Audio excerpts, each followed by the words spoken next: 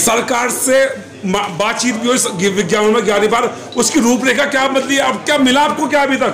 बहुत अच्छा सवाल किया। देखिए जो 40 चौधरी हमने भेजे थे, 40 चौधरी भेजे थे हमने, वो उसके अंदर जो भी आता था मेरे को राजपाल बाजी हमें स्टेज पे नहीं बोलने दिया, हमको चिट भेजते थे, इनको फोन करते थे कि बुलाइए इनको, लेकिन वहां पर बहुत से लोग आए, सबने कहा कि हम संयुक्त किसान मोर्चा के साथ, सारी पॉलिटिकल पार्टियों ने कहा, लेकिन बाद में सौदेबाजी हुई।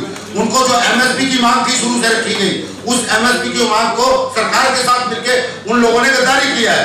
अच्छा सर, भाजपा एक मिनट सर, दुआ जी आपके पास क्या रूपरेखा है, भाजपा को कैसे हराएंगे आप? उनके पास बहुत सारी स्ट्रॉन्ग पार्टी है, कैसे हराएंगे आप बताइए आप? देखिए आपका जवाब, दुआ जी जो है हमारे भाई हैं, छोटे भाई हैं, हराएंगे कैसे? हराने की बात बता रहे हैं। देखिए देश का जवाब, मैं पूरा देश घूम रहा हूँ, हिंदुस्तान के सब स्टेट में गया हूँ, गाँव में जा रहा हूँ, गाँव में निवास करता हूँ, जैसे जयप्रकाश नारायण निवास करते थे। बिहार में गया तो किसान, मजदूर, कामगार और किसान का पुत्र, जिसका किसान के पुत्र के अंदर आप भी आते हो, कोई पत्रकार है, कोई टीवी चला रहा है, कोई ऑटो चला रहा है, कोई रिक्शा चला रहा है, कोई क्लर्क है, कोई जज है, वो सब उनका अगर खोर फादर देखा जाए तो दादा परदादा कोई ना कोई किसान जमीन से जुड़ा हुआ है, मजदूर से जुड़ा हुआ है। तो किसान पुत्र इस आंदोलन को आपको ये दावे से कह सकता हूँ, पूरा देश घूम रहा हूँ, कि उनको नेता नहीं मिला। अभी सर्वोदय का मीटिंग हुआ था, सर्वोदय के अंदर हमारे को जयप्रकाश नारायण का उत्तराधिकारी घोषित कर दिया गया। सर पहले यूपी का जीत गया, फिर यूपी का क्यों? और उसके अंदर किसान नेताओं ने गद्दारी किया है, उसके अंदर अच्छे लोग नहीं थे, ये लोग बैठे हैं आपके बीच में।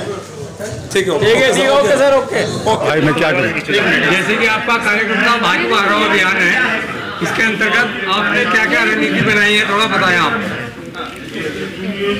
पत्रकार महोदय, आज हमारा ये दूसरा प्रेस से बातचीत हो रही है, भाजपा हराओ अभियान जी। वो चूंकि सत्ता में आज भाजपा है, तो इसलिए सीधा सीधा कि सत्ता को हराओ कहते, तो हमने कहा भाजपा को हराओ, क्योंकि जब अगर जो सत्ता में बैठा उसे अगर नहीं हराओगे तो जीतोगे किससे? दंगल में जो जीता होता है उसी को हराया जाता है। तो इसलिए भाजपा हराओ का ये अभियान रखा, और जो भाजपा ने गलतियां की, जब वो अच्छे कर रहे थे हमने उनको अच्छा कहा, लेकिन आज 9 साल हो गए हैं, 9 साल के अंदर आर्थिक स्थिति खराब हो रही है, तानाशाही की तरफ जा रहा है, कॉरपोरेट हाउस जो है देश को लूट करके देश को बर्बाद कर रहा है, और हमारी सरकार गुमसुम बैठी है, हमारे नौजवानों को रोजगार नहीं मिल रहा है, हमारे शिक्षा का जो स्तर है बहुत नीचे गिर गया है। तो ऐसी हालत में सरकार बने रहना कौन सा उचित बनता है? पहली बात। दूसरी बात कि हमारे देश के आदरणीय, माननीय, सम्माननीय प्रधानमंत्री ने कहा कि हम 50 साल तक अखंड भारत पे राज करेंगे और कोई नहीं आएगा। तो मैंने कहा मेरे भाई ये तो गलत है, जनता क्या करेगी? ये इसका मतलब जनता ही नहीं है। तो जनता जिसको जिताएगी वो राज करेगा। तो उसमें जो है ये कहना कि 50 साल राज करेंगे, ये ठीक नहीं है, ये तानाशाह की तरफ है। हम तब मैंने कहा कि अगर 50 साल शासन करना है तो फिर आप इलेक्शन कमीशन बंद कर दो, आप हमने चुनाव ही बंद कर दो, करोड़ रुपये जो खर्च होता है, आप जो मशीनों में जो गड़बड़ी सब करते हो वो उसका जो है निराकरण। अलग अलग मांग लोग कर रहे हैं और उन्हीं मांगों को लेकर के हम लोग जा रहे हैं कि किसी भी पार्टी को, चाहे वो बीजेपी हो, कांग्रेस हो, कोई और दूसरी पार्टी हो, किसी को भी बहुमत मत दो। 272 की जादुई आंकड़ा जिस पे 100 लोग जो है निरंकुश हो गए हैं, जिन्होंने आवाज़ देने लगे हैं कि मैं ही सब कुछ हूँ, उन्हें रोकना होगा। और उसके लिए हम लोग काम कर रहे हैं। जितनी भी संगठन है, छोटी छोटी पार्टियां, उनको आगे लेके जा रहे हैं। 16 मार्च को हम लोगों ने जंतर मंतर में ज़्यादा से ज़्यादा संख्या में पूरे भारत के कुछ लीडर्स भी होंगे, सामाजिक संस्थाएं भी होंगे, पब्लिक भी होगी। तो 16 मार्च को हमने एक हुंकार भरना है कि देखो, हमने प्रेस को बताया, अब हम जनता के माध्यम में जनता के बीच में आए हैं कि जनता जाग गया है और जनता जो है आने वाले 2024 जो चुनाव है उसमें किसी को बहुमत मत दो। अच्छे सच्चे लोग, चाहे वो इंडिपेंडेंट हो, चाहे आपके क्षेत्र के हों, पढ़े लिखे लोग, उनको चुनाव।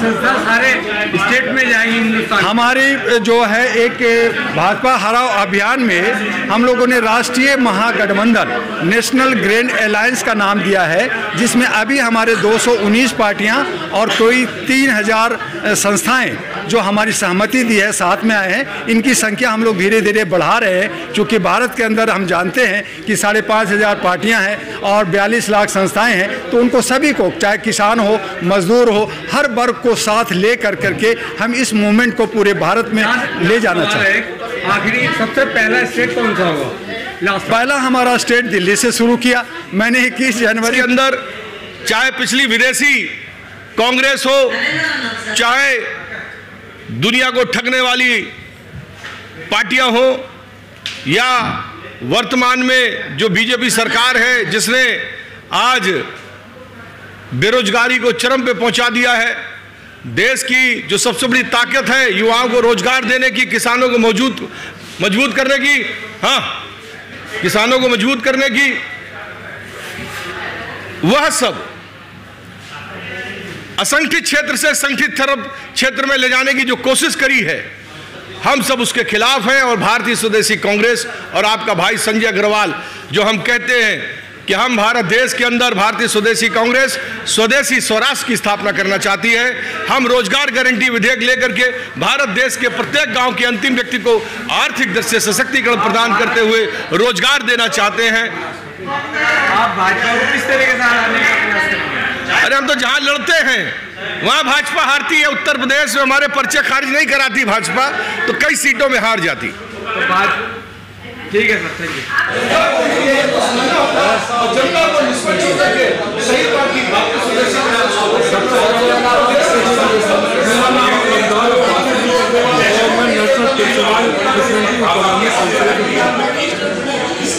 यहाँ जो भाजपा हराओ अभियान चला था, इसमें आए हैं आप, तो आपने क्या राय है किस तरह से भाजपा हारेगी? सब इस देश के शॉर्ट में सत्ता बदलने की जरूरत नहीं, व्यवस्था बदलने की। इस समय देश के ऊपर जो हमारा कब्जा जो प्रधानमंत्री जो खुद कहते थे कि 20 लाख करोड़ को लेकिन 25 लाख करोड़ देश की आम जनता के ऊपर 135 लाख करोड़ की जनता, यानी कि आप देखिए 25 लाख करोड़। अगर एक लास्ट सवाल है कि कितना कर्जा देश के ऊपर अपनी बार हुआ है या पहली सरकार है उन्होंने भी हुआ है? देखिए जहाँ तक कर्जे की बात है, इसकी शुरुआत तो जवाहरलाल नेहरू ने शुरू की और सरकारें आई और गई, लेकिन देश का जो अर्थव्यवस्था थी किसी भी सरकार ने अपने साल भर के बजट का मूल्यांकन असेसमेंट जायजा नहीं किया। हर सरकार पूरे भारत सरकार के बजट देखिए हमने आज भटक गए थोड़ा। पहली सरकारों के मुकाबले में जो वर्तमान सरकार है हम ज्यादा कर्जदार हैं या पहले ज्यादा कर्जदार थे? बस ये देखिए कर्जा जो है बाहर मुल्कों से घटता बढ़ता है, मगर मैं असली जो आपको 15.4 लाख करोड़ रुपए का कर्जा वर्ल्ड बैंक, IMF जो देश की जनता के लिए बहुत बड़ी और देश का बढ़ता हुआ कर्जा जो है कोरोना और ओमिक्रॉन से ज्यादा खतरनाक है। भारत सरकार को चाहिए कि पॉलिसी बनाना चाहिए। इस वक्त मामला गौतम अडानी या मुकेश अंबानी का नहीं है, हमारा जो सिस्टम है ये सिस्टम खराब है, जिसका फायदा गौतम अडानी और मुकेश अंबानी उठा रहे हैं। देखिए या तो दाल निकाला या काले निकाला, तो मैं ये कहता हूँ कि एक्सरे कर दीजिए और एक्सरे में ये पता लगाइए कि ये बीमारी कितनी पुरानी है।